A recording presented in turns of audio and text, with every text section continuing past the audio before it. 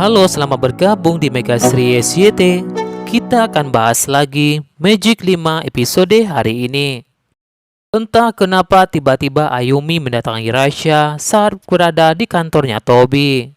Secara mengejutkan, Ayumi pun berkata kepada Rasya jika Rasya harus menjadi bodyguardnya Ayumi untuk pastikan menjaga keselamatan dan keamanan Ayumi.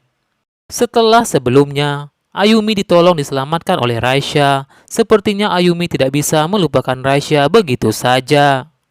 Ayumi merasa aman saat berada di dekat Rasya. Apalagi saat ini, Ayumi sedang membutuhkan seorang bodyguard yang akan bisa menjaganya. Ayumi pun jadi ingat dengan Rasya. Menurut Ayumi pun Rasya adalah orang yang cocok menjadi penjaga dirinya. Ayumi pun tak kesulitan mencari tahu di mana Rasya. Ayumi pastinya tahu di mana harus menemukan Rasya. Ayumi pun menemui Rasya di kantornya Tobi. Ayumi pun langsung menyampaikan keinginan itu kepada Rasya agar Rasya menjadi bodyguardnya Ayumi.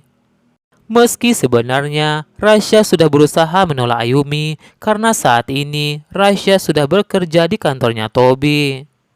Sepertinya kali ini Rasya tidak bisa menolak.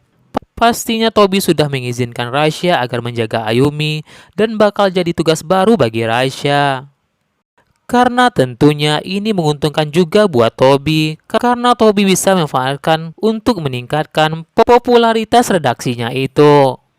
Di episode hari ini, Rasya pun langsung menjalankan tugasnya menjadi bodyguardnya Ayumi. Di mana terlihat kali ini Rasya mendampingi Ayumi yang sedang melakukan penyamaran di sebuah kafe. Ayumi pun berpura-pura menjadi pacarnya Rasya sambil memegang tangan Rasya. Semua ini terpaksa dilakukan Rasya karena saat itu para fans Ayumi tahu di mana keberadaannya Ayumi. Ayumi pun terpaksa menyamar dan pura-pura menjadi pacar Rasya agar terhindar dari fans itu. Sementara itu, tiba-tiba Gibran pun dengan sengaja menabrakkan dirinya pada Boy. Sambil berkata kepada Boy agar Boy memperhatikan jalannya.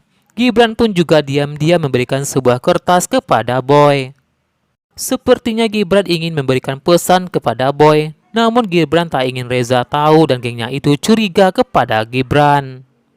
Nampaknya kali ini Reza, Joe, dan Evan pun mulai curiga dengan Boy dan mencari tahu soal balas dendam Boy dan makam yang telah dikunjungi oleh Boy. Sementara itu, Adara yang tahu jika Boy mengunjungi makam itu. Adara pun lantas bercerita kepada Gibran, Dika, dan saudara-saudaranya itu. Gibran pun juga berkata kepada Adara jika Gibran dan Irsyad juga pernah melihat Boy datang ke makam Windy itu. Mereka pun jadi curiga jika makam Windy itu adalah adiknya Boy. Mereka pun jadi penasaran pada siapa Boy ingin membalaskan dendam adiknya itu. Sementara itu, Aini pun memuji Gibran di sekolah. Aini pun merasa Gibran keren sekali dan saudara-saudaranya. Aini pun merasa Gibran baik sekali. Pastinya pujian Aini tidak lepas dari Gibran yang telah menolong Jasmine kecelakaan tadi malam.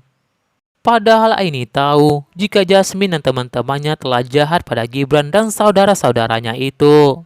Aini pun merasa kagum meski sudah dijahati oleh mereka, Gibran dan saudara-saudaranya masih mau menolong Jasmine. Sementara itu, Joe pun kembali berusaha mendekati Adara. Joe pun bahkan membawakan bunga buat Adara. Saat Joe ingin memberikan bunga itu kepada Adara, Joe pun tak sengaja jatuh dan menghancurkan bunga itu. Sementara itu, Dika dan Joe pun hampir saja bertengkar di tempat Dika bekerja di bengkel itu. Dika sepertinya tak mau Joe terus-menerusan mendekati Adara. Dika pun katakan kepada Joe jika Joe mendekati Adara hanya untuk sebuah taruhan dengan temannya. Dika ingin Joe menghentikan itu. Dika tak ingin Joe menyakiti hati Adara. Joe pun katakan kepada Dika jika Dika iri kepada dirinya. Dika dan Joe pun hampir saja bertengkar, namun untung saja Aini berhasil melerai Dika.